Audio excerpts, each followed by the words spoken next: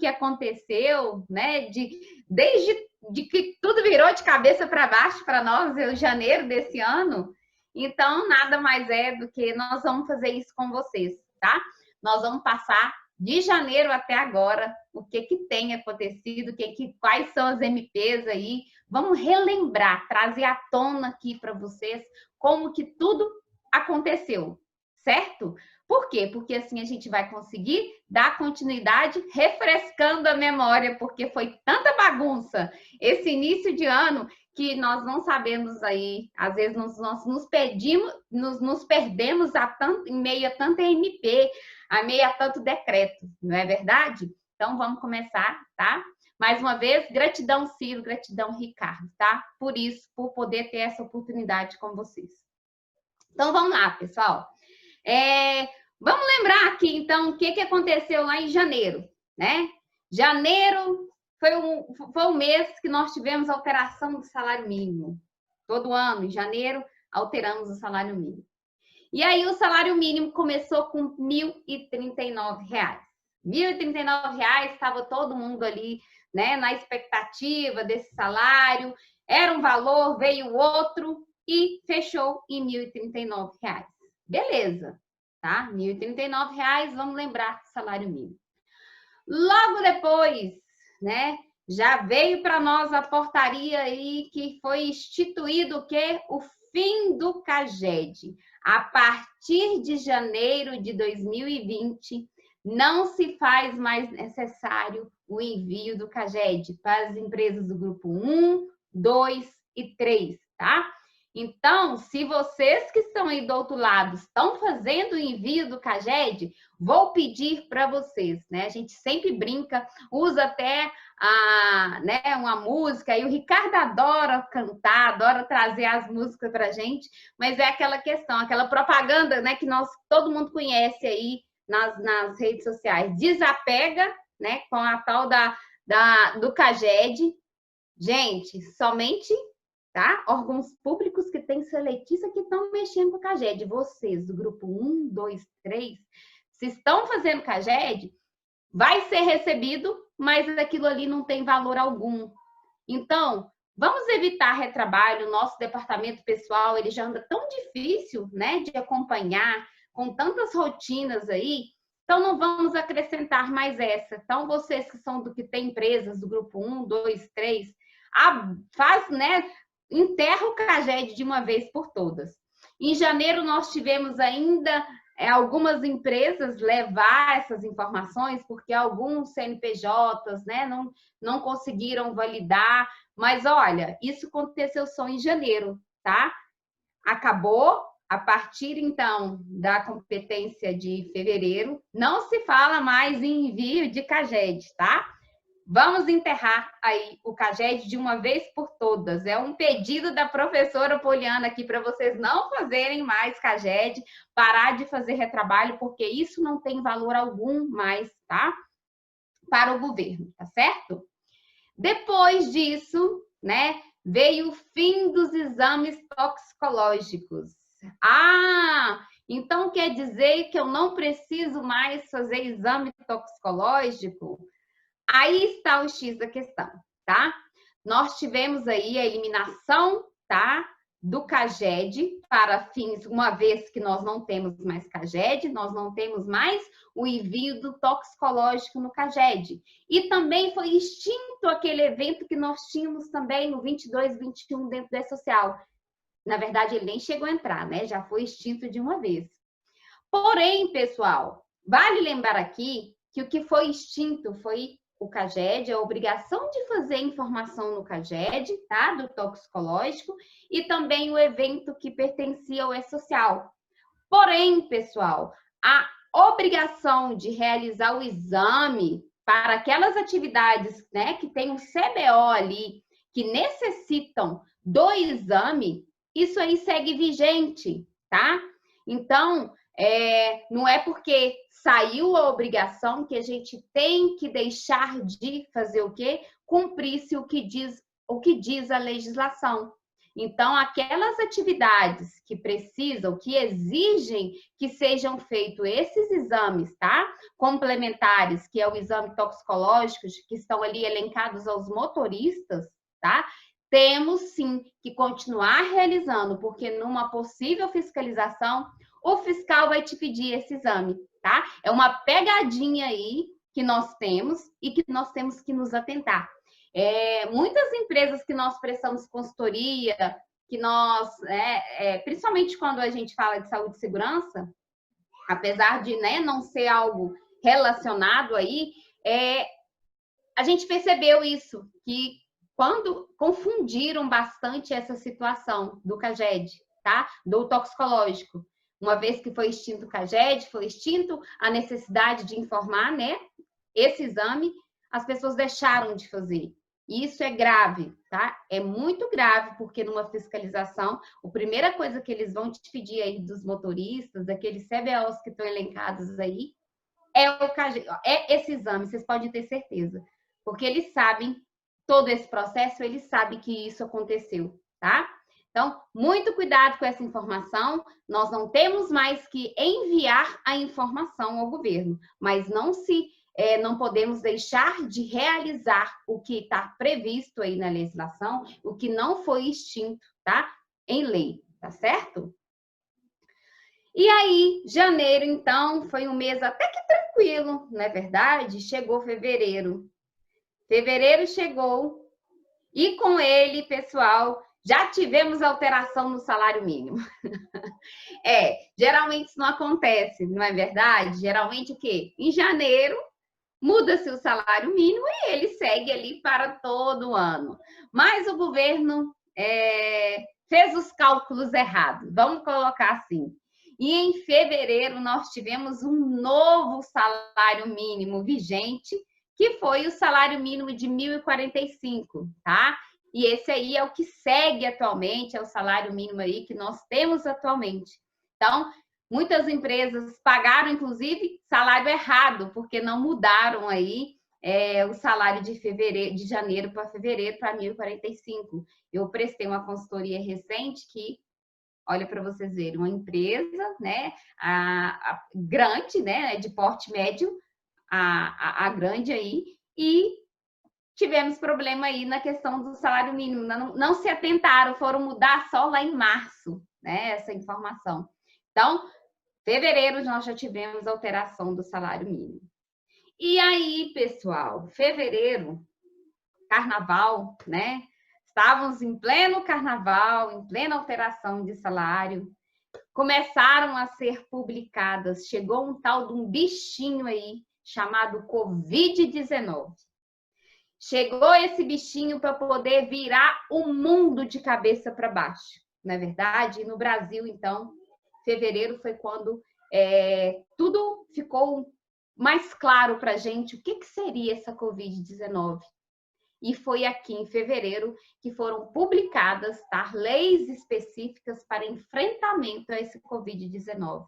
Mal sabíamos o que estava por vir na vida do DP, não é verdade? Porque esse bichinho, além de acabar com a nossa saúde mental, no sentido de medo, né? Como seres humanos mesmo, na questão da saúde mesmo, a gente ficar preocupado com nossos familiares, com os idosos, né? A gente pouco sabia o que era essa doença, ainda veio impactar totalmente a vida do departamento pessoal, colocar o DP de cabeça para baixo. E tudo começou com a portaria 188, que não é uma portaria que é voltada para o departamento pessoal, mas foi quando nós sentimos ali que era algo que começou a mudar, né? O Brasil e o mundo. Por quê? Foi declarada emergência em saúde pública, tá? Emergência em saúde pública de importância nacional. Por quê? Porque estava ali presente essa infecção humana, esse coronavírus, e que a gente não sabia do que se tratava. Então, foi em fevereiro que tudo isso aconteceu. E junto com essa portaria, tá? Também em fevereiro, 3 dias depois, dia 6 de fevereiro, Veio, então, a Lei 13.979, que foi a primeira lei que nós, né, tivemos de nos atentar a ela como profissionais de departamento pessoal. Por quê? Porque essa lei veio para poder dispor ali as medidas para enfrentamento dessa emergência da saúde pública que nós estávamos passando, né? Que era esse corona veio aí, uma emergência internacional, né? Não era algo só que estava acontecendo só com a gente. E essa lei ela veio trazer os conceitos iniciais, certo? Vocês estão lembrados aí? Então ela que trouxe para nós o que seria quarentena, né? O que seria o isolamento e quais a partir do momento dessa quarentena, desse isolamento, as faltas seriam justificadas devido a todo esse processo, né, de calamidade pública. Então, foi através dessa lei, tá, que nós começamos o quê? Como departamento pessoal, falar, opa, algo não está muito bom, né? Algo prevejo, vamos falar agora só pensando nas nossas rotinas, tá, pessoal? Essa parte que nós já nos atentamos, né? De toda essa parte de mental mesmo, nem se fala. E aí nós começamos a perceber que nós teríamos muito trabalho dali para frente, tá? Então foi através dessa lei. E aí, pessoal, chegou março. E março começou a loucura do Diário Oficial da União, o DOU. Começou as publicações frenéticas. Março, o departamento pessoal não dormiu. De fato, foi isso que aconteceu. Por quê, pessoal? Era portaria, quando você piscava, aparecia o quê? Uma portaria.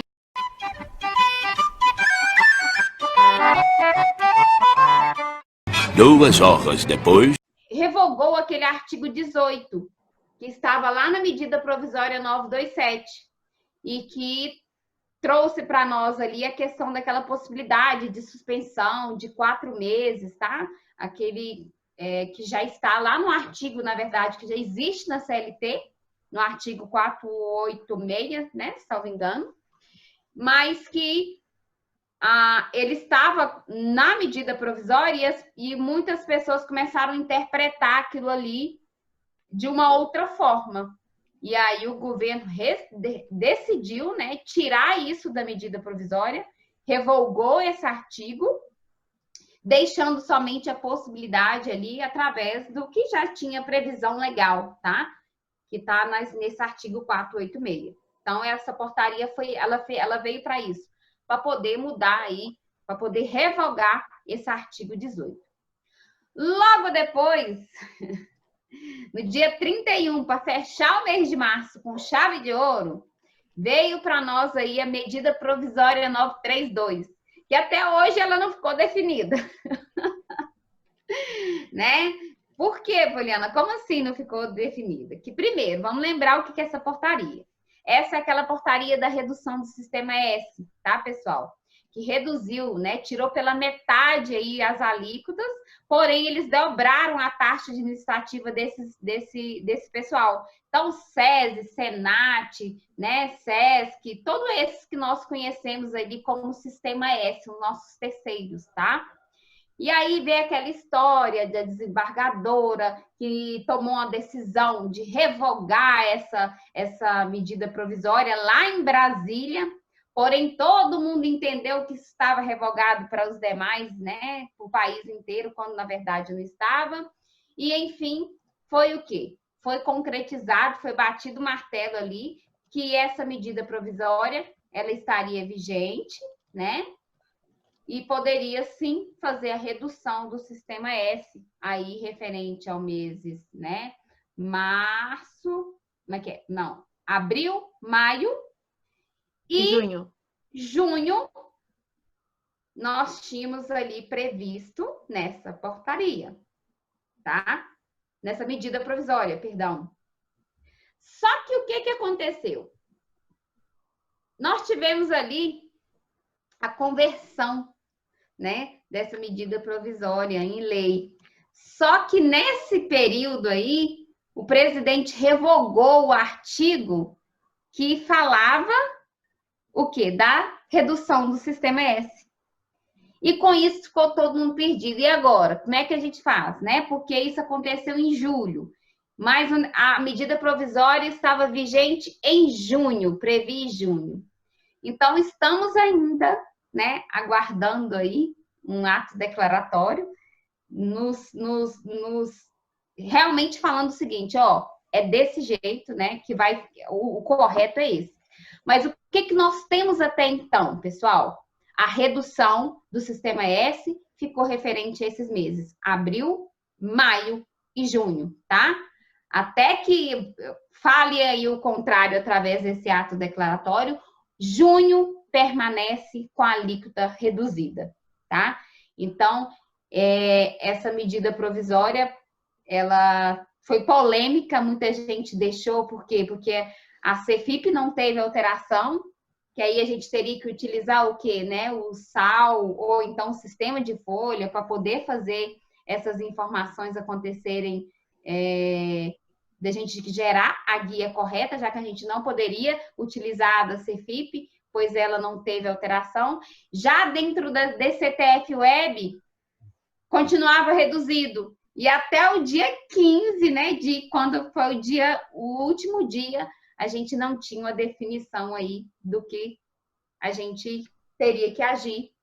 E aí, enfim, ficou concretizada, a CTF Web não teve alteração, continuou com redução para o mês de junho, tá?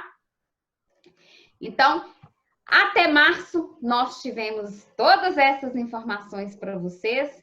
E agora eu vou passar a palavra para a professora Iris, que vai relembrar uma delícia de medida provisória, que assim como o FGTS, a gente está até hoje com ela aí, convertida, mas sofrendo com tudo que ela nos trouxe, não é verdade, professora? É isso aí, professora Poliana. Então, abril, né, gente? Como se não bastasse toda aquela enxurrada de informações no mês de março que a professora Poliana relembrou agora com a gente. Abril já chegou chegando. Logo no dia 1º de abril já veio aí a publicação da MP 936. E para quem não se lembra, todas essas medidas provisórias eram publicadas em meia madrugada, né? Sempre ali na madrugada. Essa 936 saiu, foi publicada na madrugada entre o dia 1º e o dia 2. Então, foi realmente assim, foram tempos de pouco sono, né? E ela veio aí para a gente, então, instituir o Programa Emergencial de Manutenção do Emprego e da Renda e as medidas trabalhistas complementares. Por que complementares? Porque a gente já tinha a 927, que trazia algumas medidas trabalhistas, como a professora Poliana relembrou com a gente. Então, essa MP 936, por que ela tanto causou, assim, né? Que inclusive foi para a STF, teve a DI, questão de sindicato com essa MP, porque essa MP, ela traz para a gente possibilidade de redução de carga horária com redução salarial proporcional e traz também a permissão de suspensão temporária de trabalho sem pagamento de salário, por o quê? Por acordo individual. E isso a gente não tinha previsto na nossa Constituição ainda. Na Constituição, e a gente não tem, né? Até o momento, na verdade. A Constituição, ela traz para a gente que pode ser feita redução e suspensão, como? Mediante acordo com o sindicato. Então, fazer um acordo com o sindicato ou uma convenção que venha prevista essas possibilidades, aí sim. Fora isso, por acordo individual, não era permitido. Só que aí veio todo esse estado de calamidade pública que a gente vem falando aqui para vocês, veio toda essa situação, cidades fechadas, atividades suspensas por decreto estadual, por decreto municipal, as atividades sem funcionar, as empresas sem saber o que fazer. E aí veio, então, o governo trouxe essa possibilidade de fazer essa redução ou essa suspensão de contrato e, em contrapartida, para o empregado não ser completamente prejudicado, a União entraria ali com uma parte do pagamento do empregado, que é o benefício emergencial. Então, a União arca com uma parte do pagamento para quem está com contrato reduzido, para quem está com contrato suspenso, para que o baque dessa redução ou dessa questão ali da suspensão em que o empregado não teria remuneração não fosse tão grande. A gente sabe que o benefício emergencial ainda tem suas limitações, ele é calculado com base nas regras do seguro-desemprego, sendo que tem um limite, né, o teto de R$ 1.813, R$ 1.814, arredondando. Então, assim, a gente sabe que tem essa limitação, mas a gente também viu que a própria medida provisória na época trouxe regras com relação a faixas salariais. E uma das polêmicas grandes com relação às faixas salariais, que está lá no artigo 12 da MP, era que ela trazia que empregados com salário de até R$ 3.135, 3 salários mínimos, poderiam fazer acordos individuais. E isso, inclusive, eu, a professora Poli, professor Ciro, professor Ricardo, professor Guilherme, a gente debateu muito com relação a isso, porque faria sentido poder fazer contrato individual com quem tem remuneração maior, que geralmente, inclusive, a própria CLT traz que empregados hipersuficientes, que são aqueles que recebem 12 mil ou mais, né? Acima de R$ 12.212,12, que é 2 vezes o teto da Previdência, e são portadores de diploma de ensino superior, eles podem acordar, né, à vontade com o seu empregador termos ali com relação ao seu contrato de trabalho.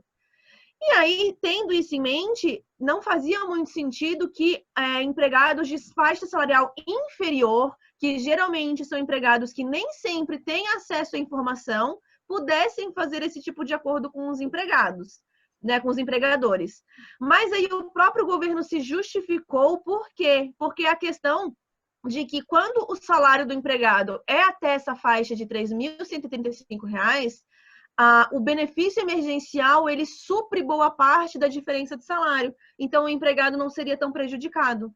Quem tem salário superior, a diferença é muito grande. Quem recebe ali 4, 5, 6 mil de salário e o contrato, por exemplo, fosse suspenso, iria receber do benefício emergencial o teto do seguro-desemprego, que é 1.814. Então, prejudica muito o salário do empregado, prejudica muito o que ele está habituado a receber financeiramente para manter as suas contas, para manter a sua casa, para manter o seu padrão de vida. Então, por esse motivo que aquele artigo 12 trouxe para a gente, que esses empregados precisariam fazer acordos coletivos para poder entrar nas regras da MP.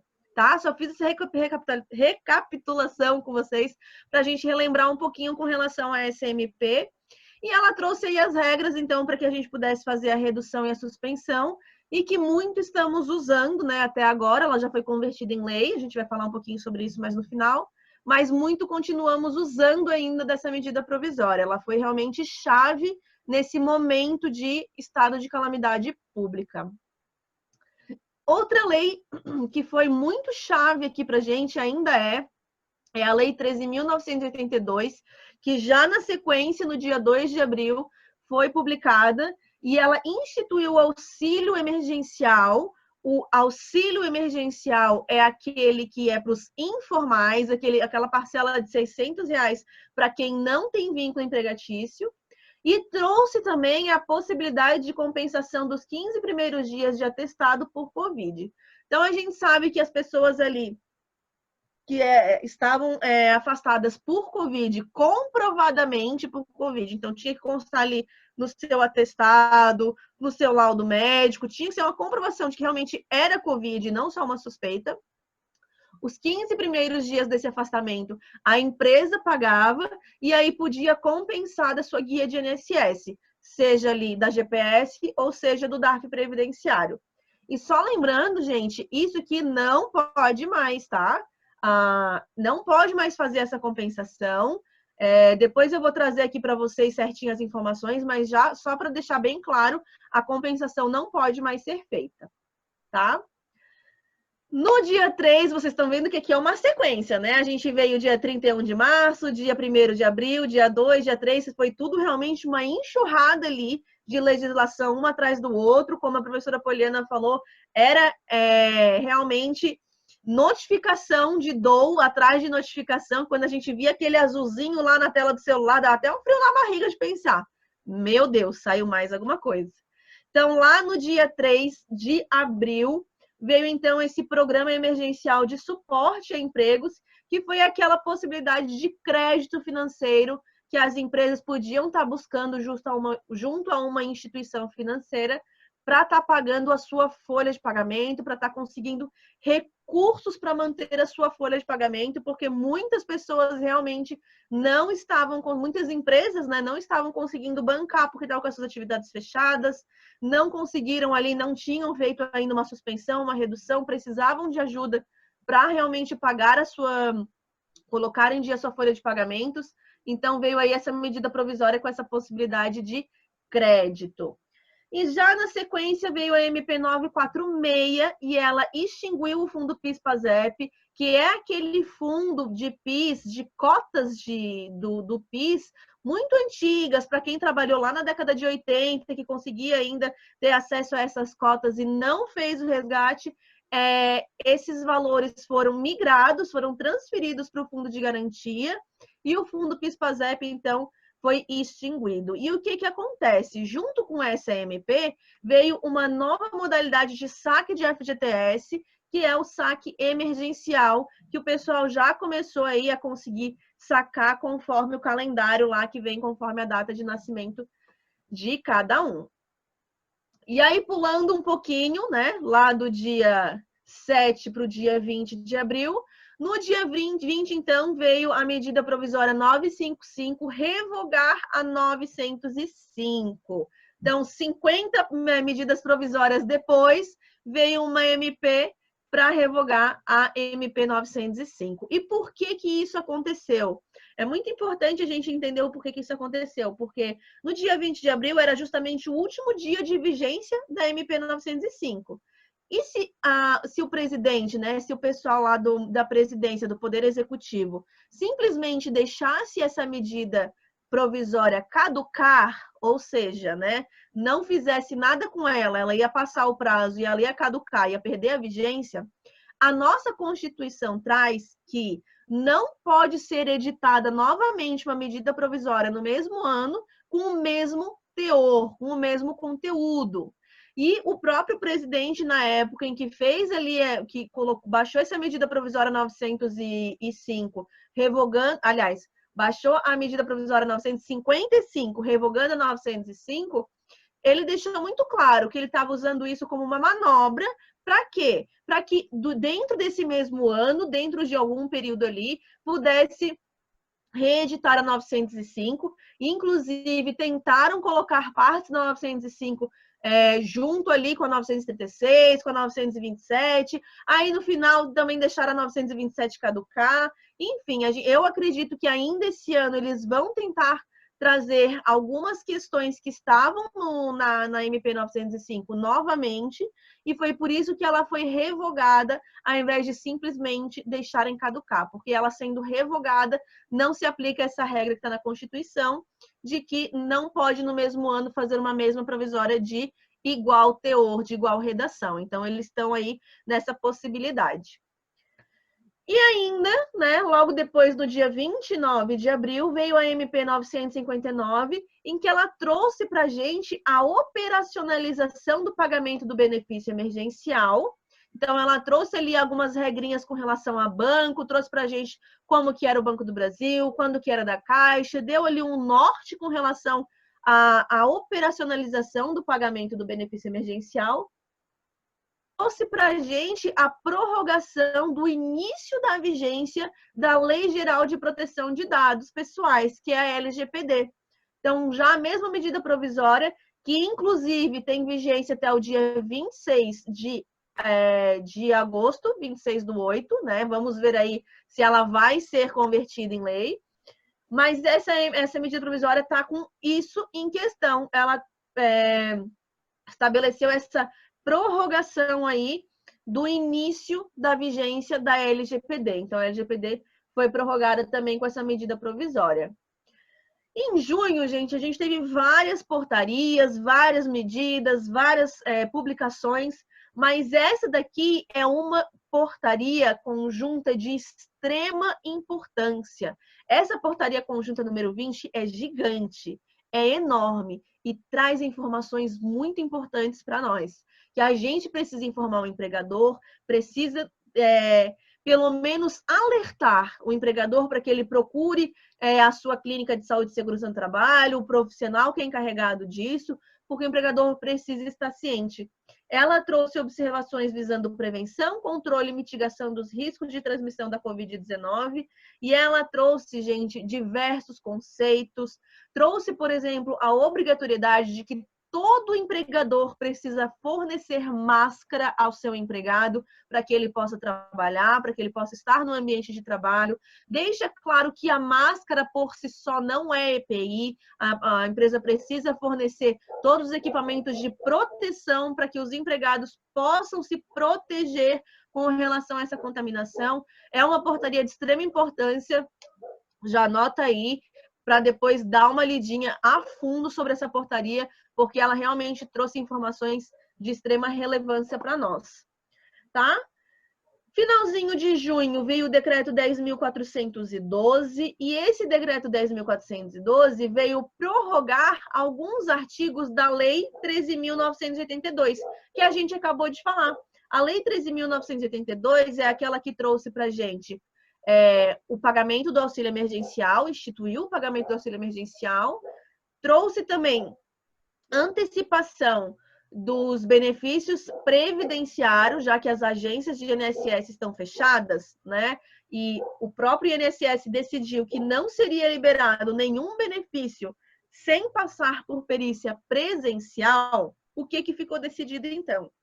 O empregado está doente, se acidentou, está incapacitado de trabalhar, ele vai dar entrada no seu benefício por incapacidade temporária, que é o novo nome do auxílio-doença. E como não existe a possibilidade nesse momento de estar fazendo a perícia presencial, porque todas as agências de INSS estão fechadas, foi decidido então que ia ser feita uma antecipação pelo período de 3 meses de um salário mínimo. Isso é uma antecipação. Ou seja, a partir do momento em que é concedido o benefício, a Previdência vai pedir esse valor de volta. Se não for concedido esse benefício, a Previdência também pode cobrar esse valor, tá? Então, é uma antecipação. E aí, esse decreto 10.412, ele veio prorrogar para a gente o período de pagamento do benefício do auxílio emergencial, tá? Ele prorrogou por 2 meses, por mais 2 meses, a gente tinha por 3 meses, 3 parcelas, prorrogou por mais 2 meses para quem fez o requerimento até o dia 2 de julho. E aí, logo na sequência, veio o 10.413, que trouxe para a gente a prorrogação dessas antecipações que eu falei para vocês. A antecipação de um salário mínimo para quem fez um requerimento de um benefício previdenciário. Ou seja, essas antecipações poderão ser pagas até 31 de outubro, né? A gente tinha por 3 meses, desde a data da publicação lá da Lei 13.982, que foi em abril, e aí com esse decreto, ele trouxe para a gente, então, a prorrogação das antecipações até 31/10. E vocês sabem o que esse decreto não trouxe para nós? A prorrogação do artigo 5º. E o artigo 5º dessa Lei 13.982 é o que trazia ali para nós a possibilidade de compensação daqueles 15 primeiros dias de afastamento por Covid. E aí, gente, como não houve a prorrogação daquele artigo, que ele era válido por apenas 3 meses também, aí, a partir ali de julho de 2020, já não é mais válida fazer essa compensação, tá? Porque não foi prorrogado. Então, já não pode mais fazer essa compensação, tá? Então, assim, só para a gente dar uma recapitulada, tá? O que a gente teve aqui em junho? A gente teve que o pagamento do auxílio emergencial foi prorrogado por mais 2 meses, para quem fez o requerimento até o dia 2 de julho. Então, tivemos uma prorrogação aí de mais 2 meses. Tivemos prorrogação até 31 de outubro para o pagamento daquelas antecipações de R$ 1.045, um salário mínimo para quem estava ali requerendo um benefício previdenciário, tá? E também com isso, com esse decreto 10.413, que prorrogou as antecipações, não veio junto a prorrogação desse período em que a empresa podia compensar os 15 primeiros dias por afastamento confirmado de Covid. Ou seja, a partir da competência julho, já não pode mais fazer essa compensação. Então, tenham isso em mente, tá? É um alerta para vocês, porque a gente está aqui no início de agosto, época de fechamento de folha. Então, se vocês verem aí que na folha tem alguma compensação feita na competência julho, já retirem essa compensação, ajustem a folha de pagamento de vocês para que não seja feita essa compensação, porque a partir de julho ela é indevida, certo? Professora, Diga. tá muito bacana com todo o conteúdo. Só complementando o que você falou, eu queria ressaltar a importância, pessoal, de que vocês verifiquem a ferramenta que vocês utilizam, né, para a folha de pagamento, o sistema que está sendo utilizado, pois pode ser que ele já tenha sido adaptado para essa situação que a professora comentou sobre os 15 primeiros dias por Covid, ou pode ser que não. Então, para evitar que você permaneça no erro ao fechar a folha de pagamento de julho, com trabalhadores que tiveram os 15 primeiros dias para afastamento por Covid, é recomendável que vocês façam a verificação junto ao sistema de folha de pagamento de vocês, até porque é a ferramenta de trabalho do dia a dia, né? E nós temos que contar com os sistemas para nos dar suporte. Bom, a Lei 14.020, ela sancionou a MP 936. Sim, trouxe alterações. Então, isso é algo que a gente precisa estar muito atento. A MP não foi convertida em lei na íntegra como ela veio. Ela teve diversas alterações. Tivemos ali regulamentação para fazer suspensão ou redução de contrato com o empregado aposentado, que antes a gente não tinha possibilidade por acordo individual. Tivemos regulamentação com relação à estabilidade da gestante, que antes a gente também não tinha uma regulamentação e agora veio. Mudaram regrinhas com relação a quem pode fazer acordo individual sobre ali a sua faixa salarial. Lembra que eu comentei um pouquinho mais cedo com vocês que quem recebia até R$ 3.135 podia fazer acordo individual? Com a Lei 14.020, isso mudou um pouquinho. Teve uma subdivisão com relação a faturamento. Então, as empresas que faturaram até 4,8 milhões em 2019, manteve essa faixa de 3.135. Mas empresas que faturaram acima, a faixa diminuiu um pouquinho, e foi até 2.090, que são 2 salários mínimos. E a gente teve algumas outras alterações ali, inclusive com relação ali às exceções das regras, né? A gente vê ali que a Lei 14.020, ela trouxe para a gente a possibilidade de fazer acordo individual com os empregados, desde que a empresa não trouxesse nenhum prejuízo financeiro para o empregado. Então, se a empresa fez lá um acordo individual de suspensão com um empregado que recebe R$ 5.000 e ela paga os R$ 5.000 de ajuda compensatória, ela vai poder fazer, então, esse ajuste por acordo individual. Tá? Então, a Lei 14.020, ela trouxe diversas alterações. E ela foi além da MP 936. Ela trouxe outras regras muito importantes e eu vou citar uma só aqui para gente, que é de extrema relevância, mas recomendo que todos leiam essa lei, tá? E essa de extrema relevância que eu quero citar para vocês está lá no artigo 17, que ela determina o quê? Que durante o estado de calamidade pública, ainda estamos no estado de calamidade pública, atualmente determinado até 31 de dezembro de 2020. Durante esse período, não pode ser demitido sem justa causa empregado PCD, pessoa com deficiência. Então, isso é algo muito importante que precisa ser destacado, porque muita gente não conhece e a lei trouxe durante esse período de calamidade pública essa estabilidade para o PCD. Tá? Então, tenham isso em mente. Isso era algo que eu queria destacar para vocês.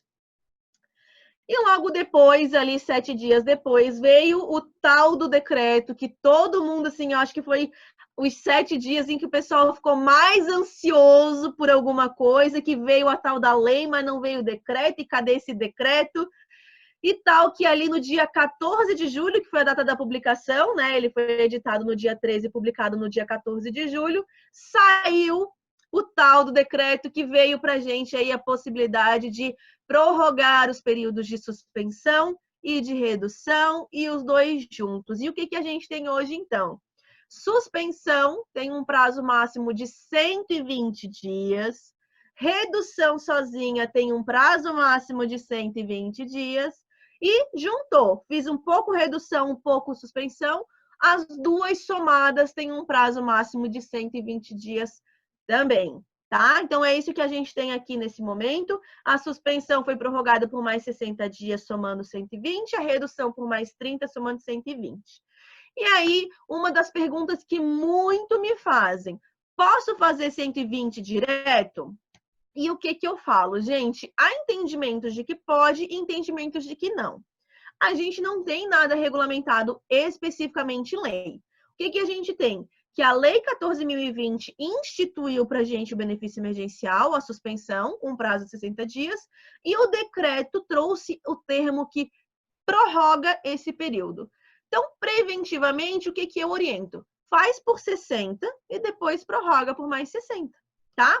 E aí, falando um pouquinho da parte operacional agora. Você não vai conseguir fazer 60 mais 60. Você vai ter que ir no 60, depois mais 30, depois mais 30, porque o empregador web não nos deixa prorrogar períodos acima de 30 dias na suspensão. Certo? E agora, gente, trazer rapidinho aqui para vocês as últimas atualizações do empregador web. A Geni Carla, nossa querida Geni Carla, trouxe para a gente hoje informações aí com relação às últimas atualizações do empregador web. E aí a gente já aproveitou, trouxe aqui na aula para vocês, porque aqui é assim, né, gente? Se é para se manter atualizado, é atualizado em tempo real. Já fizemos aí toda essa recapitulação do que a gente teve até agora nesse ano 2020 e agora vamos para o tempo real. Isso aqui são informações quentinhas que foram publicadas para a gente hoje. E quando eu digo publicadas, é no WhatsApp e no Instagram da Geni, porque a gente não tem essas informações publicadas em diário oficial, infelizmente, né? Então, vamos lá, gente. Primeira informação super importante. Nosso prazo de anistia foi prorrogado novamente até 9 de agosto de 2020, em função de alguns ajustes que ainda estão ocorrendo lá no portal do empregador web. E o que eu quero chamar a atenção de vocês aqui? Sempre que eu falo em anistia do empregador web, eu gosto de bater nessa tecla porque ela é muito importante. Gente, esse prazo de anistia, né? A anistia, para quem não sabe, é perdão. Então, esse prazo em que o governo está perdoando os atrasos de envio na plataforma são por motivos de dificuldades operacionais da própria plataforma, porque o próprio sistema não está 100% apto a receber as informações, tá? Então, eu não sei se vocês se lembram, mas assim, a gente teve o primeiro período dos acordos lá em abril e no início de maio a gente começou a fazer a segunda leva de acordo. E o que aconteceu? Por mais que a gente tivesse a informação lá da própria Secretaria do Trabalho, da DataPrev, que se colocasse novos acordos com datas diferentes, com datas após o primeiro acordo, os dois iriam se manter. E não foi isso que aconteceu na prática. O que aconteceu? O segundo acordo, mesmo com data diferente, sobrepôs o primeiro e os acordos de abril sumiram. E como deu esse problema na plataforma, o que eles precisaram fazer? Eles bloquearam os envios, ninguém conseguia enviar novo acordo, só acordo, ninguém conseguia enviar novos acordos, assim, quem já tinha feito não conseguia enviar um novo acordo, só conseguia ser enviado acordo inicial, sabe? O primeiro acordo mesmo. Porque quem já tinha feito acordo e estava tentando enviar um novo, dava aquele erro de que já existia o CPF cadastrado num acordo. Eles bloquearam a plataforma justamente porque estava dando esse problema de um acordo sobrepor o outro. E a partir desse momento que começaram a colocar a tal da anistia, foi lá em maio que estava vindo a anistia. Por quê? Porque a plataforma não estava operacional, eles precisaram bloquear o envio para fazer essas correções na plataforma, então o pessoal não conseguia fazer os envios no prazo. Depois precisaram fazer novos ajustes. Então, o que acontece? A plataforma não era operacional. Então, eles vieram com essa anistia. Para quê? Para que realmente o pessoal não se preocupasse e pudesse enviar as informações sem se preocupar com a questão do prazo. Mas o que acontece, gente? Lá da metade de maio para cá, final de maio para cá, depois que veio aquela atualização em que tinha ali a possibilidade de prorrogação, de cancelar benefício, depois daquela atualização, os novos acordos não tiveram mais problema de envio. Estava sendo enviado normalmente, tá? Então, os acordos iniciais, os novos acordos, eles conseguiram resolver aquela questão de sobrepor acordo.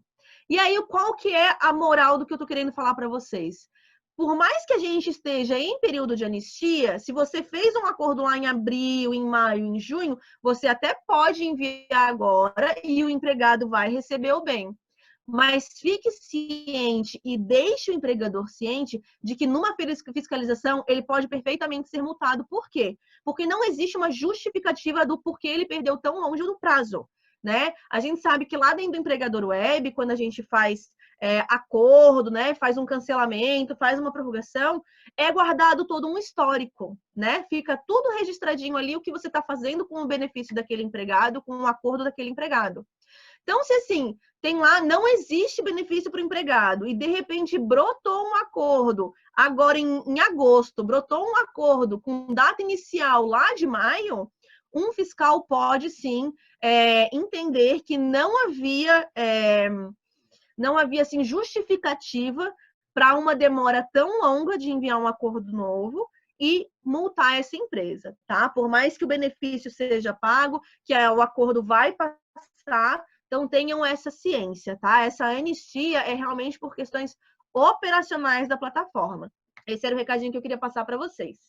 E aí temos uma novidade, eles encontraram aí o que é o termo que a gente tanto ama no departamento pessoal? A tal da gambiarra, né? Não vivemos sem uma gambiarra? Então, eles encontraram uma gambiarrazinha para a gente conseguir aí estar informando esses múltiplos contratos. E o que acontece, gente? Para empregados que possuem 2 vínculos no mesmo empregador, eles vão cadastrar, né? E estão fazendo acordos nos 2 contratos com esse empregado, eles vão cadastrar os 2 empregados com data de admissão diferente. E aí você vai me dizer, ok, tudo bem, mas eu tenho um empregado que tem 2 vínculos comigo e ele foi admitido no mesmo dia. O que eu vou fazer? O que você vai fazer? Você vai cadastrar um vínculo certinho, com a data de admissão correta, e o segundo vínculo você vai adicionar, você vai fazer o acordo com o dia seguinte da admissão. Então, vamos supor que esse empregado foi admitido no dia 20 de março, tá? Nos 2 vínculos. No primeiro vínculo, no primeiro acordo, você vai colocar a data de admissão, 20 de março. No segundo, você vai colocar 21 de março. Por quê? Porque daí esse benefício vai ser notificado como vínculo não empregado, e isso é de propósito, ele é realmente para ser notificado como vínculo não encontrado, porque dessa forma você vai habilitar para você cadastrar um recurso, e nesse recurso você vai explicar que é um caso de múltiplos vínculos em que o empregado foi admitido no mesmo dia nos 2 vínculos para o mesmo empregador, tá? Então, tem que fazer essa justificativa ali e faça isso enquanto estamos no período de anistia, tá? A gente já está aí com esse prazo de anistia prorrogado mais uma vez, eles já tinham avisado que não iriam prorrogar de novo e estão prorrogando de novo justamente porque encontraram essa forma e estão fazendo ajustes no sistema, então aproveitem e façam todos os ajustes nesse período que se encerra no dia 9 de agosto, porque não sabemos se vai haver nova prorrogação.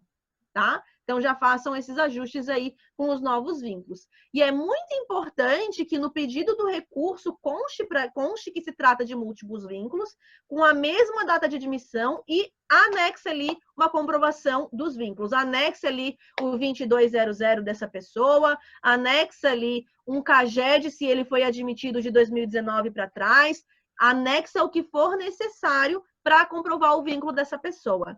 Uma coisa que a gente não recomenda que vocês anexem, relatório RE da CEFIP, tá? Isso é uma coisa assim, não anexem, por favor de Jesus Cristinho, não anexem. Por quê? Porque o empregado tem acesso aos anexos colocados nos recursos. Lá na CTPS digital dele, no celularzinho, ele vai lá, ó, fuçar ali ele tem acesso aos anexos. E se o empregado baixar o anexo da relatório RE da empresa, você sabe o que ele vai ver? A remuneração da empresa toda. E isso dá um bafafá, gente, ó. LGPD, se já tivesse em vigor, ia ser um problema gigantesco para a empresa, tá? Mas você tá muda, professora Polly?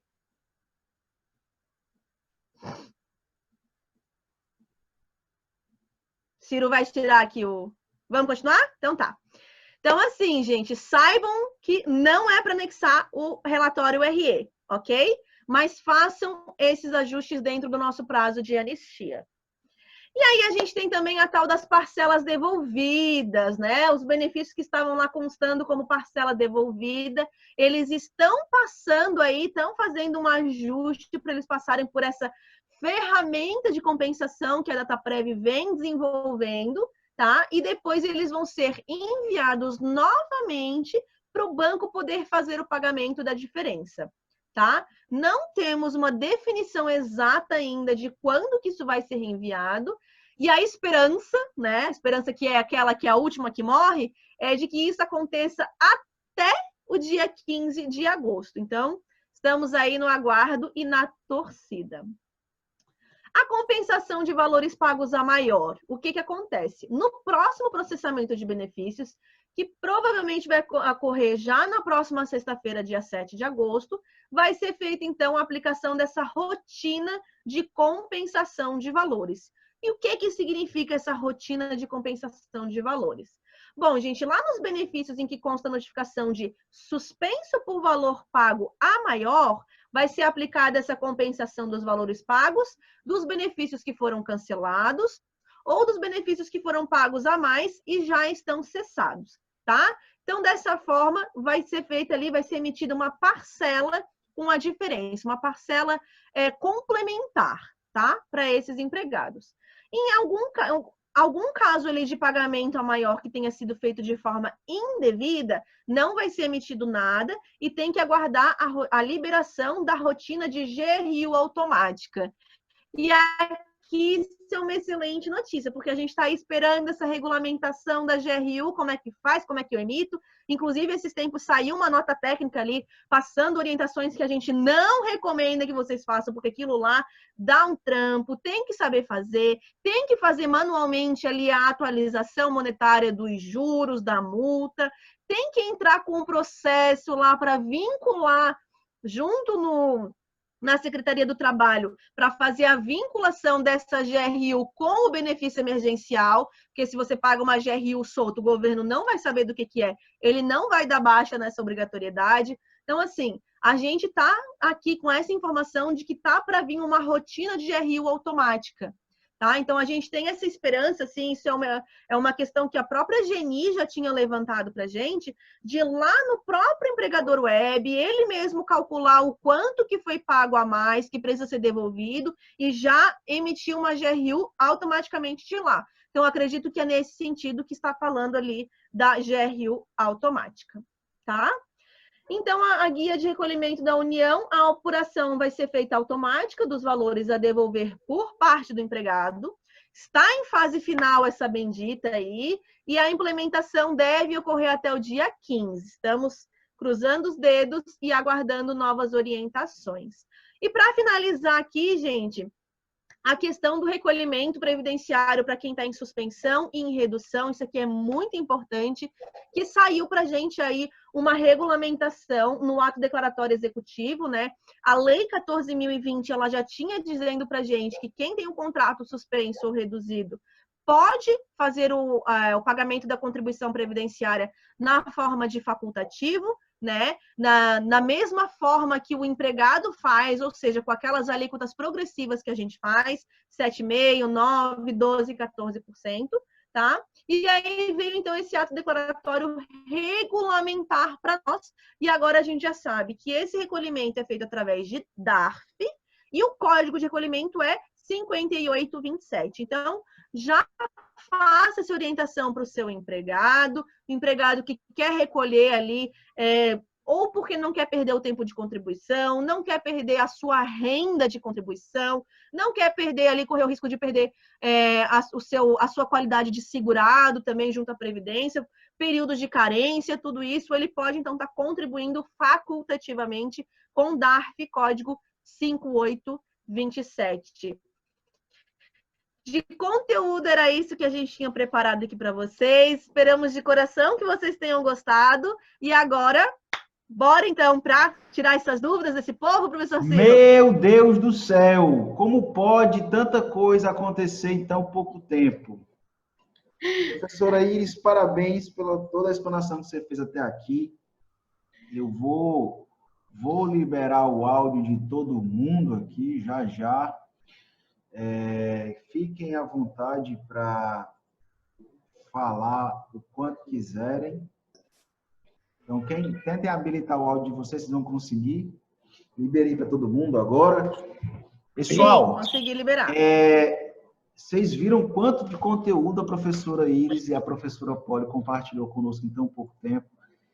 Queria dizer para vocês que nós ainda temos uma semana de conteúdo a ser debatido. Amanhã temos eu, a Luana, o Ricardo e a Jamile da Fortes, né, falando sobre aspectos de folha de pagamento. Na quarta-feira eu vou estar com o professor Vinícius falando sobre o parcelamento da FGTS. Na verdade, eu vou ficar aqui só, tipo, fazendo...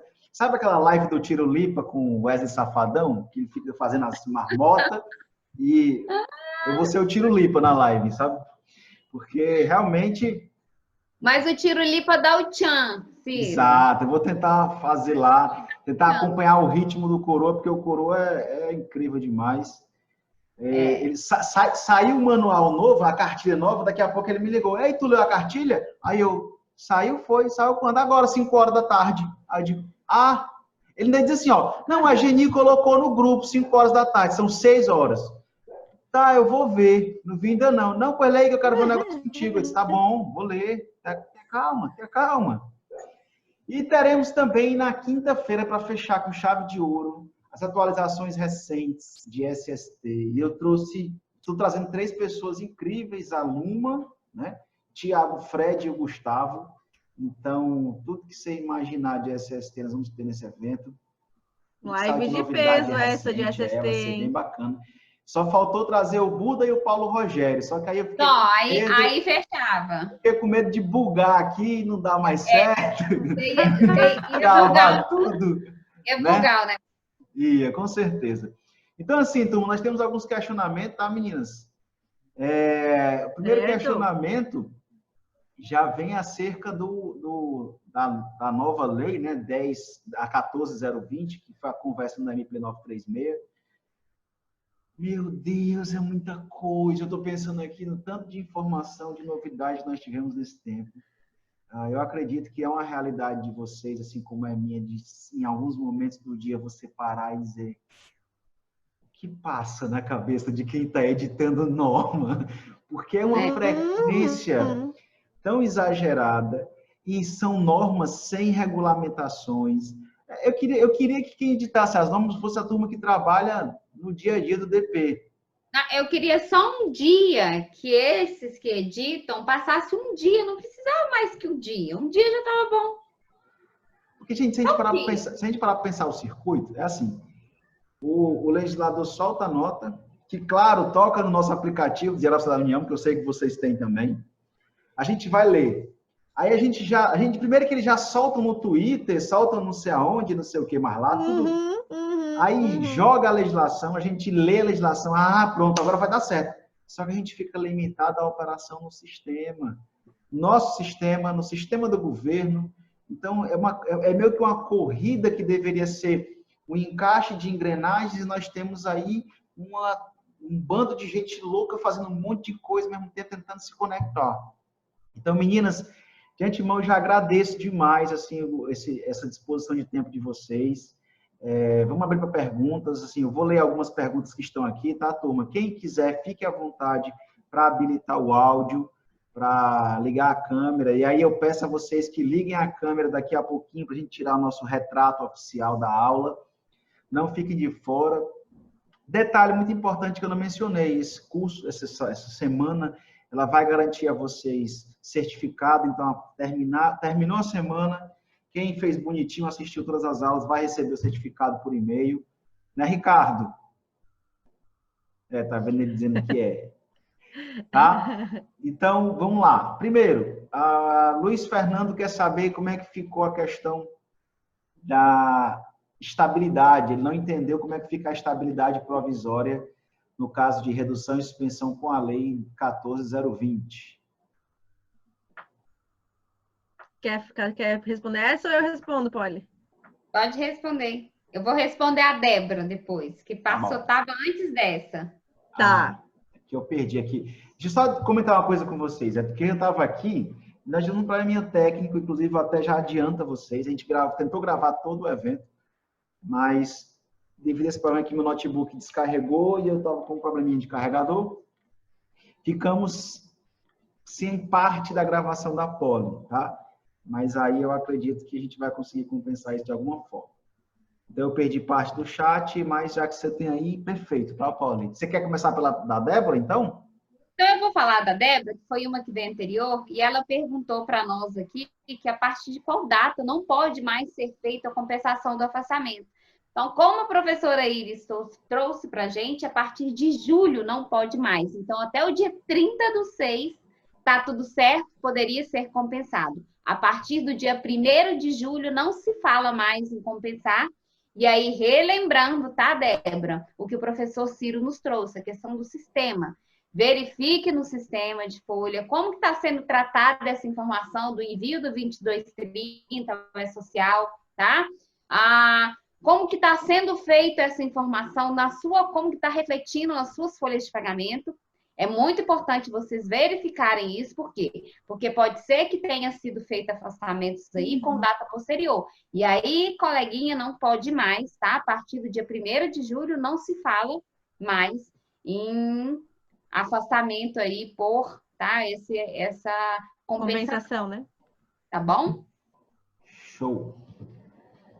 Então vamos lá.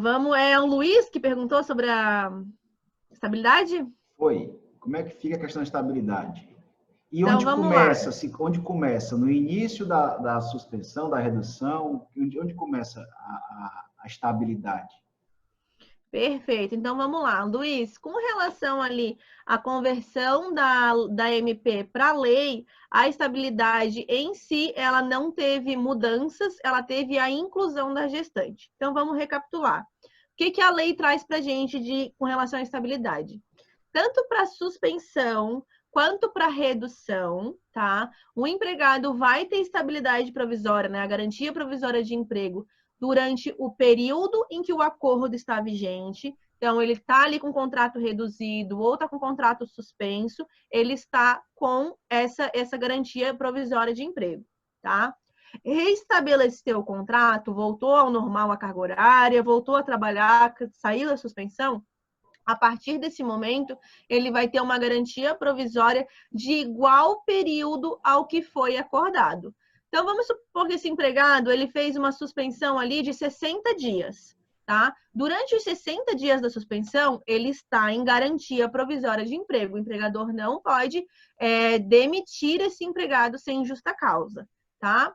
Acabou o período de suspensão, reestabeleceu o contrato, mais 60 dias de garantia provisória. Certo? Outra possibilidade, o empregado fez esses 60 dias, voltou, e aí quando ele voltou, a empresa acordou com ele uma redução por mais 60 dias. Então, ele fez 60 suspensão, 60 redução. Durante os 60 de suspensão e os 60 de suspensão, ele está em garantia provisória. Então, só aqui já são 60 dias, 120 dias de garantia provisória de emprego, tá? Reestabeleceu o contrato. Depois da redução, ele tem mais 120 dias de garantia provisória de emprego, que é o total que ele teve de período de acordo, tá? Tanto da suspensão quanto da redução. A gente vai somar e esse total ele tem depois. O que alterou com a Lei 14.020? A questão da gestante que veio regulamentada com a estabilidade, porque a gente sabe que a gestante, ela tem uma estabilidade já prevista na Constituição, lá no no ato das disposições constitucionais, ela tem essa garantia provisória, essa estabilidade já prevista, que é desde o momento em que ela sabe que está grávida, né? Desde o momento em que ela está grávida, aliás, desde o momento da concepção, até o quê? Até os 5 meses após a data do parto, tá? Então, tem todo esse período de estabilidade. E o que que acontece? O que que foi definido, então? Que a estabilidade da gestante vai ser o período em que foi acordado, né? Que foi feita a suspensão ou a redução. Só que isso vai começar a contar quando? Quando terminar a sua estabilidade de gestante. Então, ela fez 60 dias de suspensão, continuou ali no seu contrato, teve o bebê, passou os 5 meses após o parto em que ela estava de estabilidade, terminou ali o 5º mês, entrou no 5º mês, acabou a estabilidade da gestante, começa a contar os 60 dias da estabilidade provisória. Então, ela tem estabilidade aí, dependendo de quanto tempo que fizer, tem estabilidade até 2021, tá? Então, isso é algo também que o empregador precisa ter a ciência na hora de fazer um acordo. Porque se a empregada vai ter tanto tempo assim de estabilidade, a gente sabe que durante a estabilidade de gestante, ele não pode demitir de jeito nenhum. É a estabilidade de emprego. Durante a estabilidade vinda da Lei 14.020, tem a possibilidade de fazer rescisão, mas vai ter que pagar a indenização aí do período da garantia provisória. Então, essa garantia aí pode sair cara se não for muito bem planejada, tá? Estabilidade funciona dessa forma. E assim, a gente não pode deixar, gente, de lembrar que é uma medida provisória que veio para quê? Para poder garantir emprego, certo? E renda. Então, o que a gente percebe é que as empresas estão adotando, né, a medida provisória desde o início sem esse critério de essencial, que é o quê? A garantia de emprego e de renda. Então, por mais que você pague também uma indenização no fim de tudo isso, isso ainda cabe processo, tá? Trabalhista, ainda cabe ao quê? Cabe o empregado, né, levar ali a empresa na justiça, alegando várias outras situações e que nós estamos passando por um momento que eu sempre gosto de lembrar disso, de que nós todos estamos numa mesma sintonia, né? A calamidade pública, está todo mundo pensando desta forma, mas daqui uns dias isso vai passar. E aí essa dorzinha, esse entendimento que hoje todo mundo está tendo, lá na frente a gente não sabe como é que isso vai ser, tá? Quando o juiz realmente for, né, julgar ali, quando for olhar esses passivos ali lá na frente. Então, nós temos que ter muito zelo, muita cautela quando a gente adota uma medida provisória para preservar emprego e renda, mas logo depois fica claro que ele só usou daquilo ali, que não tentou, forma alguma, garantir esse emprego, essa renda, tá? Então, muito cuidado com isso aí, viu, pessoal? Eu sempre gosto de lembrar o que está por trás de todo esse processo Covid. Nós não podemos esquecer disso. A ideia, de fato, é não permitir que a economia pare, né? Garantir sobrevivência mínima. Inclusive, tem alguns questionamentos aqui sobre a questão do benefício concedido. Como é que fica a situação dos aposentados, né? Que recebem benefício de prestação continuada. Como é que fica a condição de suspensão ou redução deles? E principalmente no caso de quando a empresa faturou acima de 4.800.000. Tem um questionamento aqui. O que é que vocês nos contam? Então, gente, você quer falar, Polly? Acho que eu te interrompi. Não, é porque a questão dos aposentados tem gerado muita dúvida, justamente porque tivemos essa alteração na lei, né? A medida provisória tinha deixado, junto com a portaria 10.486, tinha deixado claro para a gente que nós não poderíamos fazer acordos com os aposentados. E agora a lei, ela trouxe para nós o quê? Você pode, sim, fazer o acordo com o aposentado, não tem importância, fazer o acordo individual, porém, em contrapartida, vocês terão que pagar aquilo que ele teria direito se ele fosse receber o bem, porque ele não recebe o bem. Isso não mudou, tá? Então, o aposentado, ele não vai receber o benefício emergencial. Isso não mudou. O que mudou é porque agora você pode fazer o acordo individual com ele. Porém, a empresa, em contrapartida, ela tem que fazer o quê? Ela tem que pagar para ele aquilo que ele teria direito caso ele recebesse o benefício emergencial. Além disso, garantir também a ele o quê? Garantir a ele todos os benefícios que ele teria direito, né? Que ele tem como empregado, assim como os demais. E as empresas que faturaram acima de 4,8 milhões, nós temos que lembrar da ajuda compensatória, que é aqueles 30%, tá? Sobre o salário dele aí, que a empresa, em contrapartida, tem que também fazer o pagamento. Ou seja, além desses 30%, ela também tem que pagar a ele, durante esse período de contrato, né, suspenso, esse valor que ele teria direito ao benefício emergencial, tá? Então, o que mudou foi isso, que agora nós podemos fazer por acordo individual.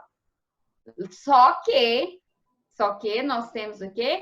Que lembrar que a empresa, em contrapartida, tem que pagar o que ele teria direito ao benefício emergencial, já que ele não tem o direito a receber esse benefício. É isso aí, gente. E só complementando, deixa eu só complementar rapidinho aqui o que a Polly está falando. 2 lembretes muito importantes. Justamente porque o empregado não tem direito ao benefício emergencial, ele não deve ser informado no empregador web, tá? Porque ele não vai ter direito a esse benefício, não deve ser informado lá. E outra coisa que é importante a gente lembrar: o empregado aposentado pode fazer acordo individual? Pode, mas esse empregado também, né, para ele se encaixar no acordo individual, esse empregado também precisa se encaixar naquelas regrinhas do artigo 12 da Lei 14.020. Muito né? Então, ele tem que, né, se encaixar naquelas faixas salariais. Se a empresa for pagar só o que o empregado teria de direito ao benefício emergencial, tem que se encaixar naquelas regrinhas e tem que se atentar a todas as regrinhas que a MP traz. Tá? Que a lei traz. Então, não é simplesmente porque está dizendo que o aposentado agora pode, que é qualquer aposentado. Tem que se atentar nessas questões. Acho que tinha alguma aluna que queria falar. Alguém queria fazer uma pergunta? Era eu. Boa noite. Boa Então, noite. só para me ver se eu entendi. Então, o funcionário aposentado, eu posso fazer um acordo individual, desde que ele se enquadre no artigo 12 da Lei 14.020, e se eu faturo acima dos 4,8 milhões, eu tenho que pagar fora o que ele teria direito bem, mais a ajuda compensatória. É isso? Maria, a gente quer te ver. Olha ela aí. Aê! Na verdade, a gente queria ver todos vocês, mas vocês estão tão tímidos atrás dessas câmeras aí. Luiz Fernando habilitou, eu tava vendo só Renê a Dani e o habilitou. Só a Dani e o Renê ali o tempo todo. Aí, Thiago, muito bem, gente. Vamos mostrar as caras aí pra Isso gente. aí, gente. Vamos tirar a vergonha aí. Agora Laricinha, sim. Agora sim, gostei de ver, tá? Laila, Gosto de ver. Eliane, Thiago. Assim a gente Diana. consegue ver até se vocês estão gostando ou não, entendeu? Ah, Aí isso vai é verdade. Vocês ficam escondidos nessas fotinhas de vocês? Poli, tem um negócio que quando eu tô dando aula, aí quando eu sei que o aluno não entender, ele fica assim, ó. franze a testa. Aí quando ele entender, ele fala assim, ó. Um sorrisão pra cá e eu. Dá até de ver a luzinha aqui em cima, né? Plim. Ajuda Breca. muito, né?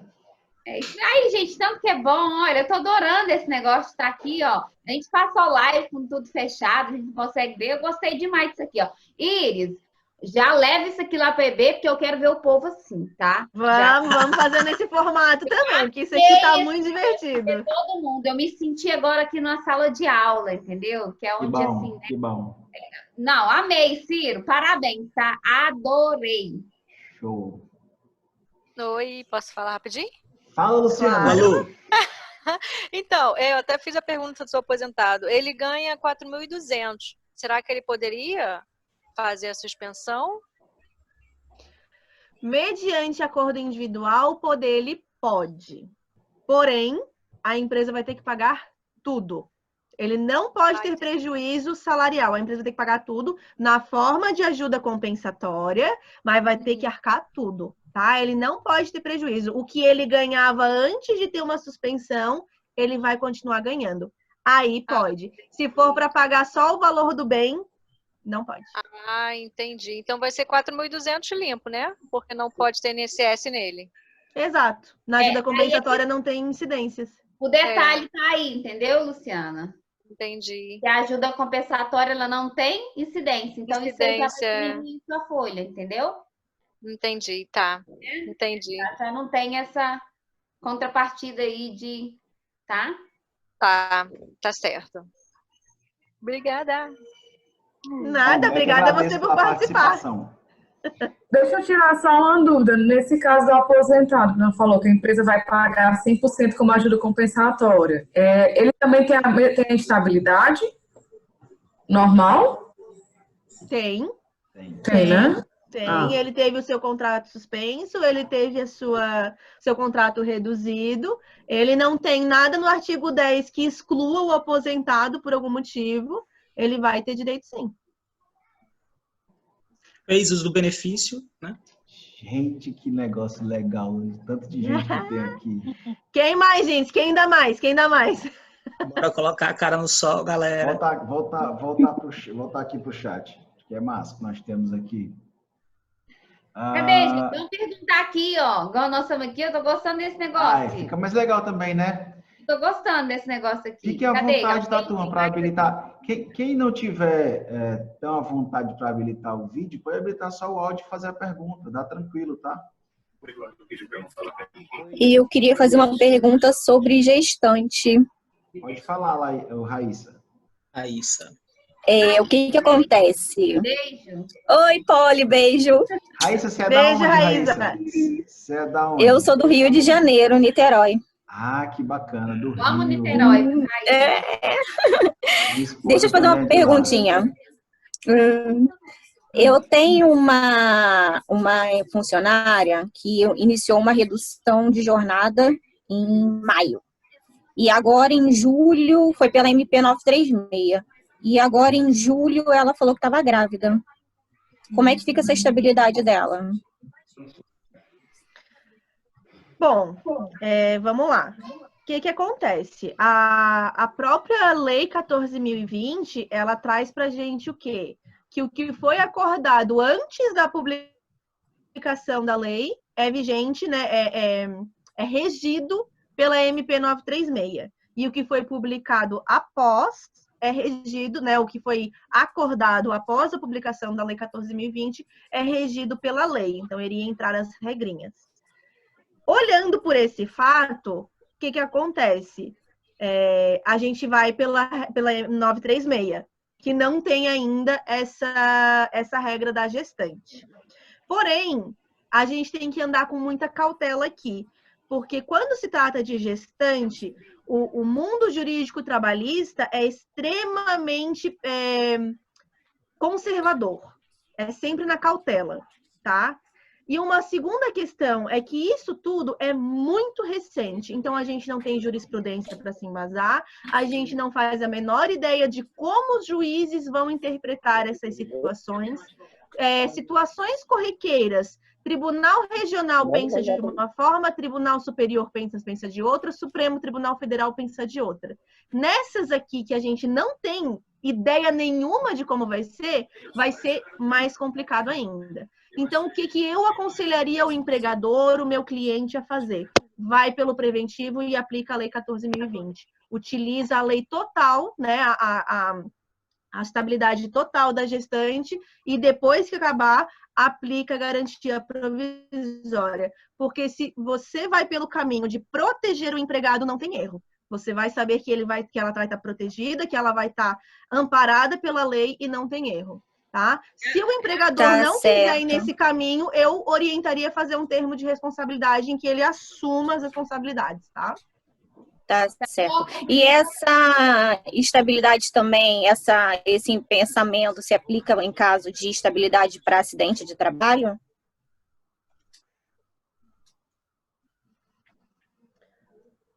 Eu não entendi. Bom, Raíssa. vamos lá.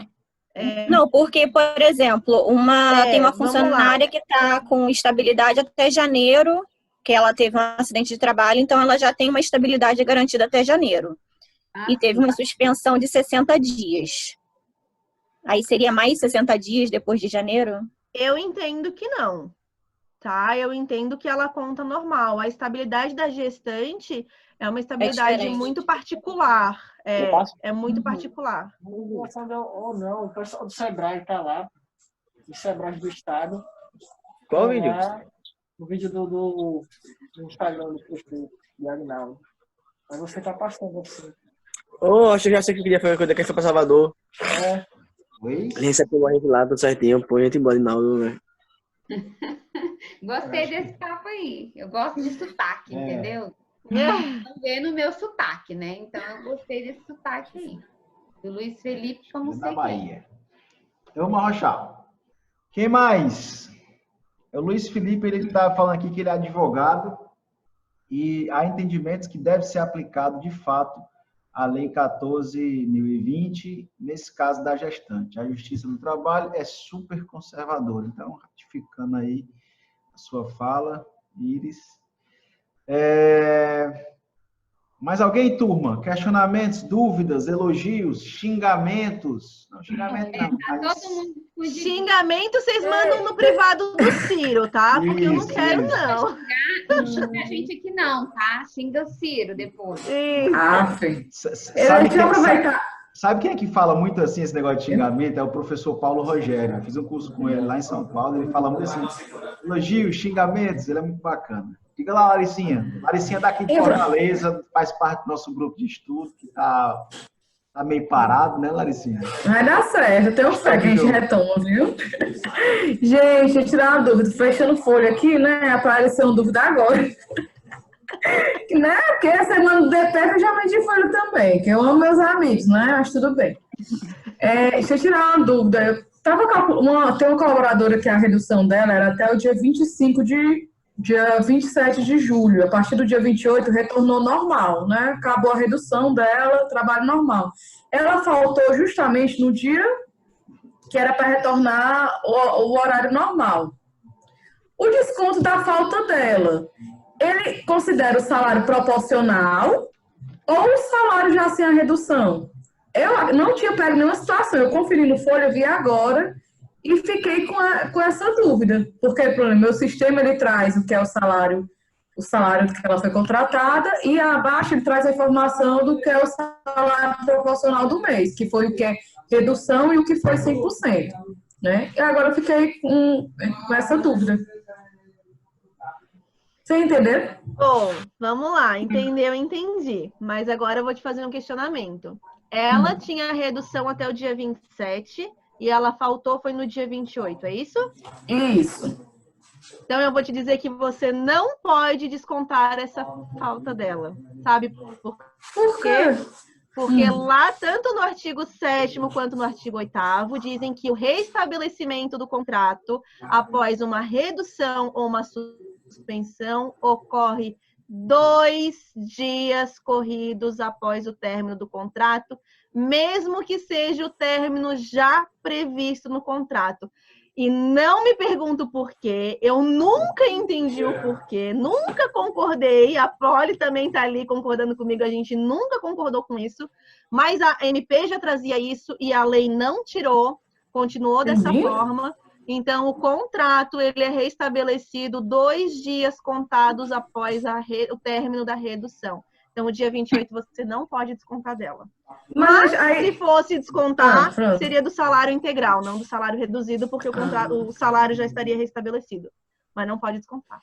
Tu pode só me confirmar o que tu falou da legislação? Só me anotar aqui, porque eu não anotei. Fiquei passada com essa informação agora. Não tinha me atentado nisso, não mentir. Está na Lei 14.020 da redução. Que vai estar no na artigo... MP também, né? Era? Já estava.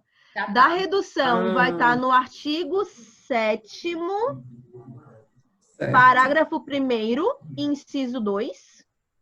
Inciso 2. Isso. E da suspensão está no artigo 8º, parágrafo 3º, inciso 2 também. Meu Deus do céu, misericórdia. É só Tá vendo a como foi bom surpresa. você se inscrever na semana do Departamento Pessoal Atualizado? Já não fez uma falta indevida aí na folha da menina. Já não descontou da coitada aí, ó. Não pode. Show. Tá, Pessoal, tô passada. Obrigada, gente. Foi Agora, ótimo, viu? Foi muito ótimo. E lá se ela não estiver assistindo. Tem uma pergunta da Sara que é o seguinte: o que vocês entendem no artigo 7 do decreto que menciona observar as prorrogações de prazos previstos deste decreto ficam condicionadas a disponibilidades orçamentárias? Eita, questão polêmica, professora Poliana. E é bom. Assim, eu tenho um pensamento seguinte. Eu acho que isso aí é só para prestar conta, entendeu? Uhum. O governo veio prestar conta aí referente a essa questão, tipo assim, fazer meia-culpa, né? Mas, pessoal, eu entendo que nós não precisamos temer aí quanto a essa questão dessa condição orçamentária. Uma vez que eles colocaram, até João Paulo numa live, tá? Com a gente, ele trouxe essa questão também desse artigo 7º, porque isso impactou todo mundo.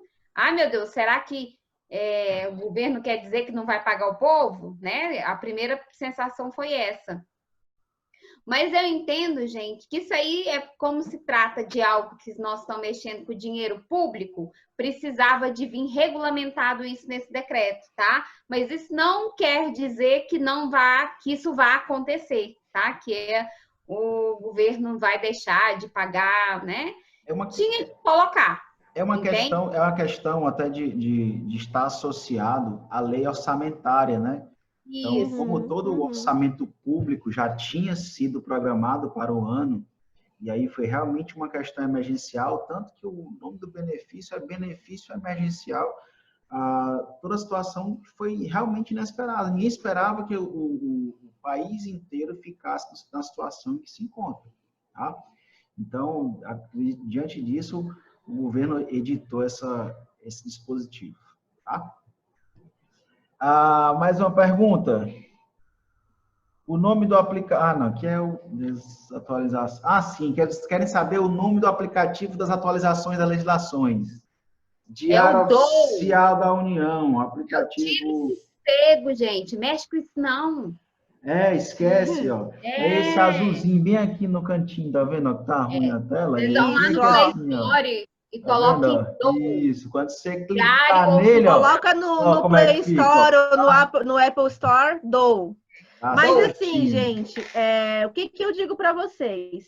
Baixe esse aplicativo se você quer testar se o seu coração tá bom, se não tá aí com problemas cardíacos, porque cada vez que vem essa notificação azulzinha ali, fora de um horário comum, é um mini infarto, é um frio na barriga. Prepare-se para fortes emoções. Então, assim, se quer testar, baixa. Olha que pergunta legal, olha que pergunta legal. Afastamento igual a 30 dias em caso de aborto não criminoso precisa de ASO aconteceu no período em que a cobrança do ASO estava suspenso. Na verdade, meio que tinha colocado mais para depois os ASOs, né?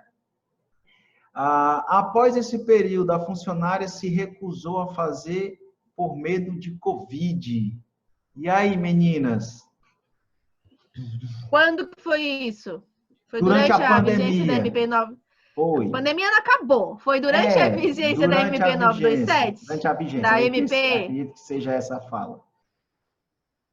Está postergado. No meu ponto de vista, está postergado. Até 60 dias contados do término do estado de calamidade pública. Que está previsto para 31 de dezembro de 2020, conforme decreto legislativo número 6. Agora, só reforçando a pergunta inicial dela, é assim, é obrigado igual a 30 dias? Por quê? Porque houve afastamento igual a 30 dias, e aí o item 7.4.3.3 da NR7, né? A gente vai ter, inclusive, um momento para falar só sobre SST na quinta-feira, vai até reforçar isso. Ele orienta que todo afastamento igual ou superior a 30 dias por motivo de doença, acidente ou gestação está obrigado ao exame médico de retorno ao trabalho.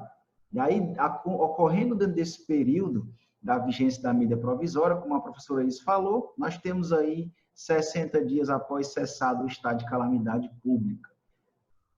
Deu certo aí o que eu falei? Eu falei besteira? Me corrijam, por favor. Estou aqui apenas mediando aí esse negócio. Não, é isso aí mesmo. Professora Poliana, queria falar alguma coisa? Não. Eu acho que o Ciro definiu bem, tá? Sobre essa questão do atestado aí, né? A questão do afastamento. Só lembrando que essa MP 927, ela ainda necessita de um ato, tá? Declaratório, que vai regulamentar essas questões todas, né? Quando terá que ser feito? Isso tudo pode ser que venha, mas se não vier, segue vigente até 31/12, tá bom? Gente, só para assim, resumir rapidinho o que a professora Poli falou, sempre que uma MP perde sua vigência, pode vir um decreto regulamentando, né? E o decreto, ou ele diz que a gente já costuma ter, né? Que também acontece quando não vem o decreto, que é durante o período de vigência da MP, ela tá válida, é aquilo ali mesmo, ou ele pode vir postergando algumas questões da vigência, ou ele pode vir revogando totalmente, tipo assim, deixou de existir. Mas as chances disso acontecer são praticamente nulas, até porque a gente está aí lutando com parcelamento de FGTS. Se ele for revogar esse negócio, vai dar ruim lá em Brasília, né? Vai estar o departamento pessoal todo fazendo manifestação. Alguém então, vai muito ter provavelmente, que pagar essa conta. Exatamente. Então, muito provavelmente, ou sai o decreto, ou não sai decreto nenhum, e a gente segue dessa forma. O que foi feito dentro da vigência da MP 927, segue. Depois não tem mais. Perfeito. Nós temos aqui duas últimas perguntas. A funcionária estava em redução por 30 dias. Ao fim dessa redução, pediu a conta. Porém, com acordo com a empresa, posso efetuar a demissão em acordo? Eu acho que acordo deve ser o distrato lá o 484 da CLT, se não me engano, 484A, estou errado? Não lembro de cabeça agora. 484A da CLT. Isso, o acordo entre as partes. O que é que vocês me dizem? Vamos lá. Vai, Poli, pega pergunta para deixar o negócio legal. O questionamento todo quer saber, pode fazer o acordo durante a estabilidade provisória garantida pela Lei 10 ou 14.020? É minha essa? Pode ser. Então tá. Aqui no Ceará tem um negócio que é assim, tira no ímpar. Se der ímpar, quem perde responde. Não, tranquilo, vamos lá. Essa questão da estabilidade, ela é polêmica, tem vários entendimentos, né? E eu vou passar para vocês os entendimentos e qual que é o meu. É o seguinte, gente, tem gente que entende que a estabilidade ela só não vai se aplicar quando for um pedido de demissão, né? A indenização da estabilidade só não vai se aplicar quando for um pedido de demissão ou uma dispensa sem justa causa. Porque o artigo 10, lá no seu parágrafo 2º, ele deixa bem claro assim, o disposto nesse artigo não se aplica às hipóteses de pedido de demissão ou dispensa por justa causa. Né? Então, muitas pessoas vão entender aqui que mesmo numa rescisão por acordo, numa rescisão por término de contrato por prazo determinado, vai se aplicar a indenização, porque essas são as duas únicas exceções trazidas pela lei. Qual que é o outro entendimento? Ainda nessa lei, né, o parágrafo 1º, ele traz assim, ó, a dispensa sem justa causa que ocorrer durante o período de garantia provisória de emprego vai sujeitar o empregador ao pagamento da indenização, além das verbas rescisórias. Então, ele traz no parágrafo 1º que é a dispensa sem justa causa. E aí, depois, ele reforça dizendo que não se aplica a esse artigo pedido de demissão e dispensa por justa causa. Tá? Então, assim, o que eu entendo? Eu entendo que quando se trata de um acordo por acordo, né, de uma rescisão por acordo, não deveria se aplicar uma estabilidade. Por quê? Porque muita gente, inclusive, entende que esse acordo, ele se equipara a um pedido de demissão. Geralmente, o que que acontece? O empregado chega para a empresa e fala, ó, não quero mais, não estou gostando, faz um acordo comigo, e a empresa vai lá e faz um acordo. Então, poxa, se é um empregado que não quer mais ficar e pede acordo, a empresa concede, ainda vai ter que pagar a estabilidade, não é justo, né? Então, eu penso dessa forma. E aí, eu penso igualmente, tá? A professora Iris, gente, porque a manifestação por acordo, ela tem que partir do empregado, tá? E aí, qual que seria o ato preventivo, tá, gente? É deixar isso claro também, neste acordo, essa questão da estabilidade, tá? Ele abrindo mão ali, né, dessa estabilidade, inclusive nesse acordo, tá? Que ele for fazer, deixar isso muito claro aí, que eles, né, estava com um contrato de trabalho suspenso, que no retorno, né, ele teria ali a questão da estabilidade, mas que ele é da vontade dele fazer esse acordo com a empresa, tá? Então, é assim... Em tempos... pode falar, depois eu complemento. E junto com essa recomendação da professora Polly, que é muito importante, eu recomendo que, se possível for, né, eu não sei como é que está na cidade de vocês, os empregadores, mas que façam homologação dessa rescisão em sindicato. Por quê? O artigo 500 da CLT traz que quando o empregado está em período de estabilidade e pede demissão, essa rescisão deve ser homologada no sindicato. Precisa ter o aval do sindicato para fazer essa rescisão.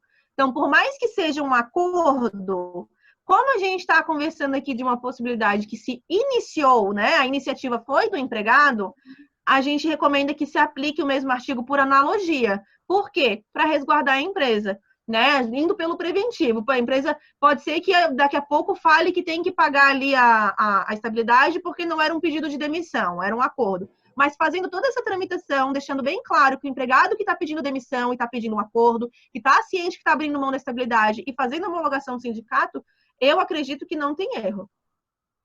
Perfeito. Eu ia fazer uma apresentação, mas eu vou seguir, até porque temos alguns questionamentos ainda. Sobre o fim da MP 927, o banco de horas, aqueles que estiverem em banco de horas já podem iniciar o pagamento das horas e como podemos distribuir as mesmas? Aí vamos melhorar, pagamento ou compensação das horas, né? Pode sim. Pode começar? Pode, até preferível, tá? Quanto antes começar já a pagar essas horas, se tem aí, né? Quanto antes começar o pagamento dela, melhor, tá, pessoal? Não precisa esperar passar o período de calamidade para poder que faça... Até porque, se a gente parar para pensar, esse dispositivo legal, ele traz uma flexibilização para o empregador. Em que sentido? O empregador, né, estava contabilizando horas negativas, tá? Ou seja, horas que o trabalhador estaria devendo ao empregador, e que o empregador teria um prazo maior, né, até para poder fazer o uso dessas horas, até passado esse período. Se já normalizou na sua região, é recomendável que essas horas comecem a ser utilizadas e compensadas. E aí, minha recomendação é que façam uma programação do uso dessas horas, né? Detalhe, tem uma pessoa, o Nelson está perguntando sobre a estabilidade dos PCDs na demissão sem justa causa. Onde está essa informação na lei 14.020? Artigo 17. Até a Raíssa já tinha respondido aqui. Muito bom, Raíssa. Inciso 5, tá? Inciso 5 do artigo 17. Posso? Tá? A Sara perguntou, nós já respondemos essa aí para vocês. Sobre orçamento, né? Turma, quem perdeu parte desse conteúdo, fique tranquilo. A gente perdeu aí, acho que uns 20 minutos, talvez, dessa aula, que foi da professora Polly. Mas quem perdeu todo o conteúdo, a gente vai disponibilizar para vocês. Amanhã vamos enviar um link para acesso via YouTube. E aí você vai acessar essa aula lá, vai conseguir visualizar. A gente vai mandar um link no listado. Então, só quem está participando dessa aula, quem se inscreveu para esse curso essa semana, vai ter acesso a esse link, bem como ao material que as professoras disponibilizaram, tá? Alguém mais quer fazer algum comentário, pergunta, dúvida? Eu quero.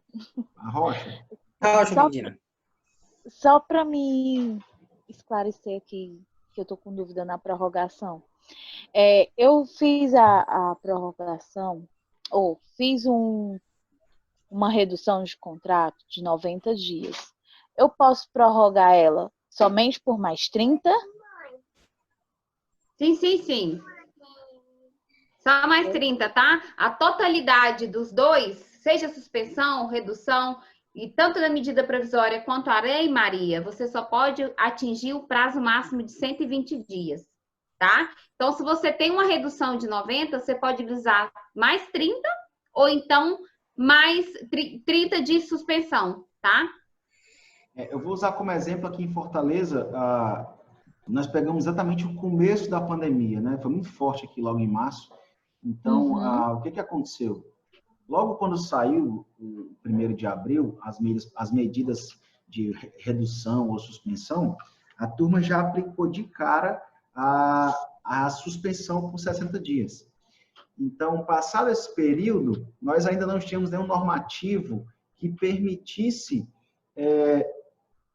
acrescentar mais tempo a essa suspensão. Então, o que foi feito? Aplicou-se redução de 70% por mais 30 dias. Claro, isso aqui eu estou usando apenas como um exemplo de regra que foi utilizada para alguns clientes nossos. Então, durante o decorrer do mês de julho, né, que foi quando? Julho, mais junho, de junho, já finalizando ali, quando saiu a lei, né, o decreto, que permitiu estender por mais um tempo, aí ficou essa regra dos 120 dias, o que aconteceu? Quem fez 60, depois fez mais 30 de redução, poderia fazer mais 30 de suspensão ou mais 30 de redução. Então, ficou nessa regra, porque a regra anterior era 90, total de possibilidades, né? Hoje é 120, ficando igual as possibilidades para as duas situações. Tranquilo isso? Ok, turma? Gente, eu só tenho a agradecer essas duas maravilhosas, perfeitas. Muito bom poder contar com elas. Muito bom poder contar com elas, até porque às vezes eu tenho umas coisas assim meio malucas, aí eu... Iris. Aí eu mando umas coisas que nem eu entendo para a Iris, e a Iris consegue entender o que eu não entendo e me explicar, e aí fica um negócio legal, é bem legal. A gente tem umas discussões assim. É bem bacana. É bem legal, adoro. E a Poli, da mesma forma, assim, converso muito com a Poli. Então, meninas, obrigado a todos. Eu queria que todo mundo agora ligasse a câmera. Ah, mas não estou arrumada, não estou dizendo que relaxa, só uma foto para a gente registrar esse momento. Amanhã nós vamos ter, aliás, serei eu, o professor Ricardo e as meninas da Fortes, né? A Luana e a Jamile. Luana e a Jamile. Eu só quero falar Mili, né? Porque é a abreviação, mas é a Jamile. E aí a gente vai fazer um bem bolado da folha de pagamento, com parâmetros de sistema. Vai ser uma coisa que eu acredito que vai ser bem legal. Beleza, galera? Tenho certeza. Estou bem feliz que agora todo mundo ligando as câmeras. Não se preocupe. Antes da gente concluir aqui o nosso registro, eu queria só fazer um pequeno comentário em relação ao material que foi apresentado. Todos estão me ouvindo, não estão? Uhum. Esse material ele foi disponibilizado para baixar lá em um link que está na bio do Instagram da Simplifica. Certo? Para quem quiser o material, só ir lá e poder baixar, tá bom? Show de bola. Show. É isso, agora todo mundo dando aquele sorriso bem lindo pra gente poder tirar o print e vocês marcar a gente. Diz aqui do Ceará, se aprumem. Vai, Ricardo, que são 4 telas de print.